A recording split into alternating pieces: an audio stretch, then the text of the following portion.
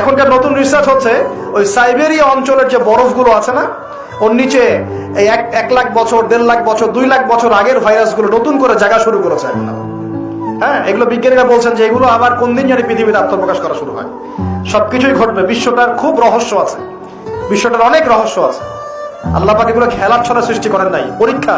লিয়াবলুয়াকুম আইয়ুকুম আহসানু আমালা, আল্লাহ পাক বলেছেন। এরপরে ইয়াজুজ আর মাজুজের সব প্রজাতি মারা যাবে। নবীজি বলছেন জমিনে কোনো জায়গায় ফাঁকা থাকবে না, সমস্ত জায়গাতেই ওদের দেহ পড়ে থাকবে। আল্লাহু আকবার। এরপরে ঈসা আলাইহিস সালাম আল্লাহকে বলবেন, আল্লাহ জমিনটাকে পবিত্র করে দাও। আল্লাহ পাক কি করবেন জানেন? বড় বড় নখরওয়ালা, বড় বড় নখ আছে, নখ দেখেছেন? বড় বড় নখ, বড় বড় নখওয়ালা একটা স্পেশাল প্রজাতির পাখি আল্লাহ পাঠাবেন। কি পাঠাবেন?